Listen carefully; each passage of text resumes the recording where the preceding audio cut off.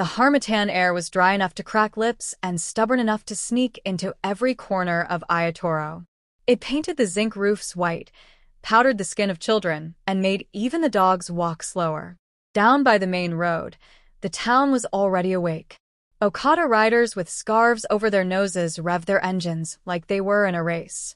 Women with wrappers tied tightly around their waists balanced heavy basins of oranges, pineapples, and roasted groundnuts on their heads, calling to early buyers.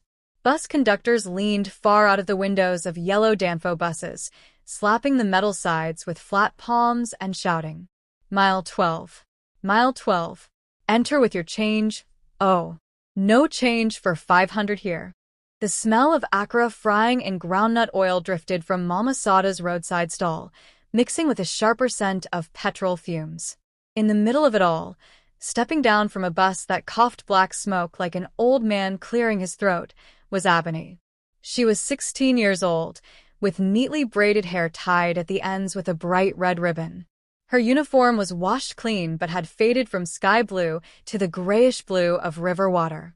Her sandals had been polished with care, though the leather was beginning to crack near the toes. She clutched her worn school bag against her chest, a bag her grandmother had patched with leftover cloth from an old wrapper. It was her first day at Olorun High School, the biggest school she had ever seen. Her father had spoken of it often in the past month. "Here, you will learn the ways of the town," he'd said one night as they ate yam pottage under the dim glow of their kerosene lamp. "Your mother and I, we only know the river. But you will know books, the pen, the chalkboard." The memory warmed her chest, but as she stood before the tall iron gates of the school, her stomach felt like a gourd half filled with water, sloshing and unsettled. Inside, the courtyard was a small city of its own. Boys in white shirts and green trousers kicked a worn football near the mango trees. Girls in pleated green skirts walked in groups, arms linked, laughing loud enough to turn heads.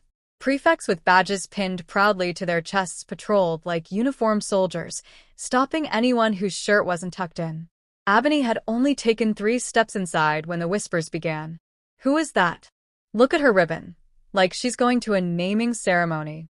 Even her sandals village style." She felt the back of her neck heat up, but forced herself to keep walking. In her grandmother's village, there was a saying, "When you enter the market, you will hear all kinds of noise. That doesn't mean you drop your basket and run." She was still trying to decide which path led to the administration block when a tall, lanky boy appeared beside her. He had a grin that looked like it was hiding a secret, and his shirt was